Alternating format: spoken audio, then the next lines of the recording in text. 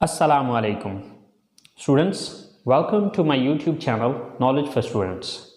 So students, today we are here with class number 7. So in today's class, first of all we will do the homework that I gave you in last class, and on the second number we will discuss a little bit more detail of structure that I told you in previous classes. So guys time waste किए बिना start करते हैं। सबसे पहले start करते हैं हम अपना होमवर्क। आई होप सो आप लोगों ने होमवर्क किया होगा। जो होमवर्क मैं अभी आपको दिखाने जा रहा हूँ उसको देख लीजिए, और अगर कोई उसमें मिस्टेक्स हैं तो उसकी करेक्शन कर लीजिए।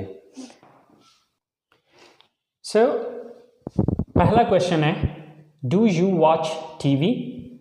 अब अगर तो ये क्वेश्चन आप अकेले के बारे में पूछा गया तो फिर आप कहेंगे यस आई वॉच टीवी, और अगर आप अकेले नहीं हैं, आप दो या दो से ज़्यादा हैं, तो फिर आप कहेंगे yes we watch TV.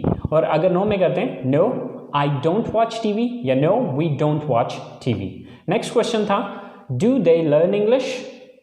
Yes they learn English, no they don't learn English. Do we use the computer? अब अगर ये सवाल सिर्फ आपके बारे में पूछा गया है तो फिर आप यू यूज़ करेंगे, लेकिन अगर इसमें वो बंदा भी शामिल है जो सवाल पूछ रहा है तो फिर आप वी यूज़ करेंगे। Yes we use the computer या yes you use the computer. No we don't use the computer, no you don't use the computer. Fourth question है, do I sit here? Answer है yes you sit here, no you don't sit here. Number 5, do you live in this city? Yes, I live in this city. अगर आप दो या दो से ज़्यादा हैं तो फिर आप आई नहीं बल्कि we कहेंगे। Yes, we live in this city. No, I don't live in this city. And no, we don't live in this city. Do we go to mosque? Yes, we go to mosque. Yeah. Yes, you go to mosque. No, we don't go to mosque. No, you don't go to mosque. दोनों सूरतों में सही है। अब we भी use हो सकता है, you भी यूज़ हो सकता है। अब वो डिपेंड करता है कि वो क्वेश्चन है किसके बारे में आया, कि आप भी उसमें क्वेश्चन में शामिल हैं, जो बंदा आंसर करे वो खुद भी शामिल है, या फिर आप उसमें शामिल नहीं हैं। अगर आप उसमें शामिल नहीं हैं तो आप यू यूज़ करेंगे, अगर आप खुद भी शामिल हैं तो फिर आप वी का यूज़ करेंगे।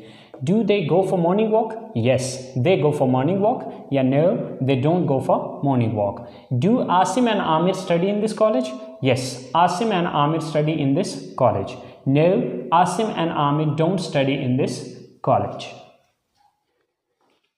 Do they work in this factory? Yes, they work in this factory. No, they don't work in this factory. So do you visit different places? Yes, I visit different places. या फिर yes, we visit different places. No, I don't visit different places. No, we don't visit different places.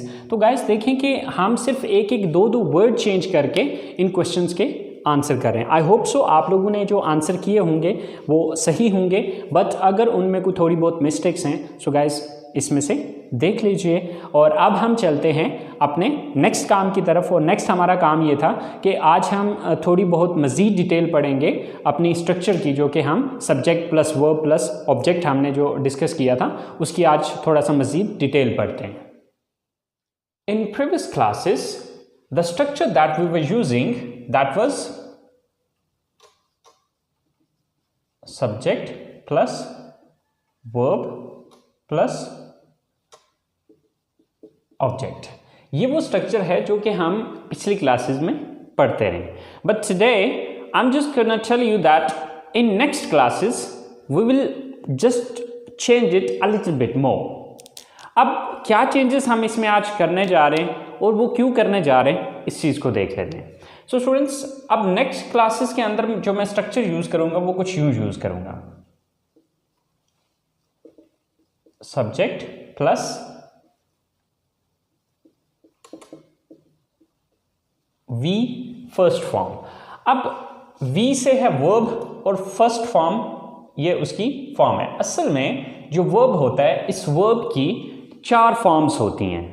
Okay, first form, second form, third form fourth form या फिर चौथी form को participle form या ING form भी कहा जाता है। मिसाल के तौर पे हमारे पास एक लफ्ज़ है गो। अब इसकी 4 फॉर्म्स हैं। ये फर्स्ट फॉर्म है, वेंट इसकी सेकंड फॉर्म है, गॉन थर्ड फॉर्म है एंड गोइंग फोर्थ फॉर्म या आईएनजी फॉर्म या पार्टिसिपल फॉर्म है। अब देखें कि हर एक फॉर्म जो है ये बेसिकली अपने टेंस के हिसाब से यूज़ होगी। बहरहाल ये चीज़ हम आगे चल के देखेंगे कि कौन सी फॉर्म कहाँ पर यूज़ करनी है।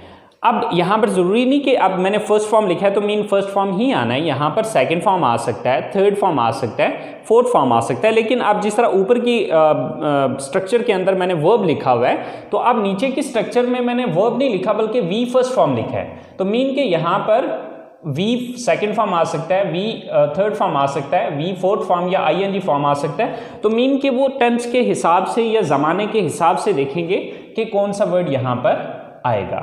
आई होप सो स्टूडेंट्स समझ आ गई होगी कि यहाँ पर नेक्स्ट स्ट्रक्चर के अंदर हम वर्ब का लफ्ज़ नहीं इस्तेमाल करेंगे बल्कि V first form, second form, third form या फोर्थ फॉर्म का लफ्ज़ इस्तेमाल किया जाएगा। And at the end there is a blank. अब पहले हम यहाँ पर ऑब्जेक्ट लिख रहे थे, लेकिन अब हम यहाँ पर ऑब्जेक्ट नहीं लिख रहे हैं बल्कि इसकी जगह पे जस्ट ब्लैंक दे रहे हैं। अब इस ब्लैंक के पीछे क्या लॉजिक है या क्या रीज़न है? अब ये ब्लैंक छोड़ने का असल जो मकसद है वो ये है कि हर सेंटेंस के अंदर ऑब्जेक्ट ज़रूरी नहीं है आएगा, ठीक है। अब जैसे कि हमारे पास जो बेसिक स्ट्रक्चर्स होती हैं वो 5 होती हैं, ठीक है। जो हमारी बेसिक स्ट्रक्चर है उसमें सब्जेक्ट आता है प्लस वर्ब। दूसरी जो ये पहली स्ट्रक्चर है, दूसरी जो स्ट्रक्चर है subject plus verb plus object. ये वही स्ट्रक्चर है जो पिछली क्लासेस में आप पढ़ चुके हैं। थर्ड स्ट्रक्चर है subject plus verb plus adjective. Fourth structure है subject plus verb plus adverb and the last one is subject plus verb plus noun। अब चूंकि हमें इस चीज़ का नहीं पता होता कि जब हम सेंटेंस बनाएंगे तो उसमें ऑब्जेक्ट आएगा या नहीं आएगा। अगर नहीं आता तो इस ब्लैंक को देखें। ये अगर सेंटेंस है, मिसाल के तौर पे हमारे पास एक सेंटेंस है ही रन्स। अब देखिए इसमें सिर्फ 2 ही चीजें हैं। इसमें एक तो सब्जेक्ट है, ठीक है, ही, तो दूसरा है verb runs.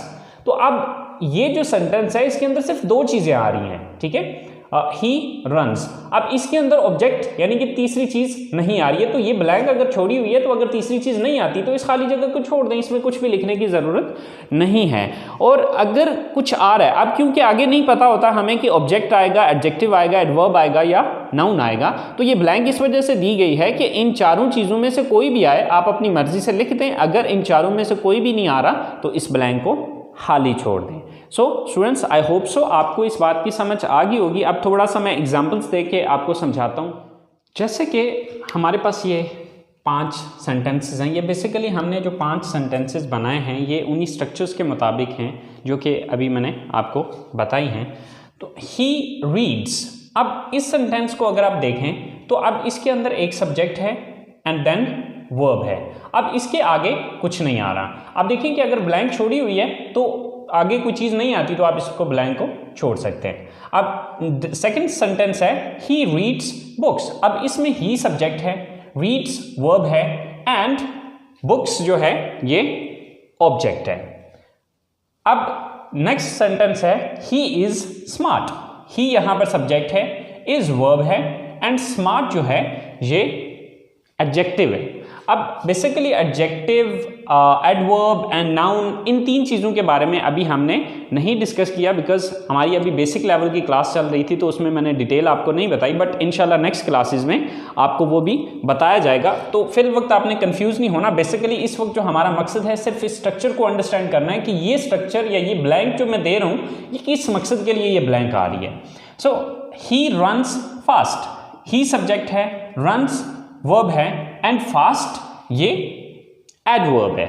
Okay, so he is a doctor, he subject है, इज वर्ब है एंड डॉक्टर जो है ये नाउन है।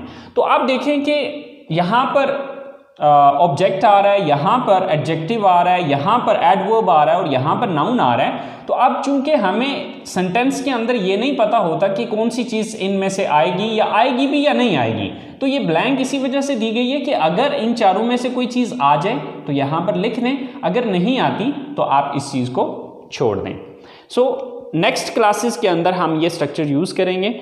आप लोगों ने ये बात जहन में रखनी है कि नेक्स्ट स्ट्रक्चर के अंदर यहाँ पर first form, second form, third form, fourth form या आईएनजी फॉर्म इनमें से कोई भी आ सकती है, तो वो हम सेंटेंस के मुताबिक देखा करेंगे कि इसमें कौन सी फॉर्म इस्तेमाल की जाएगी।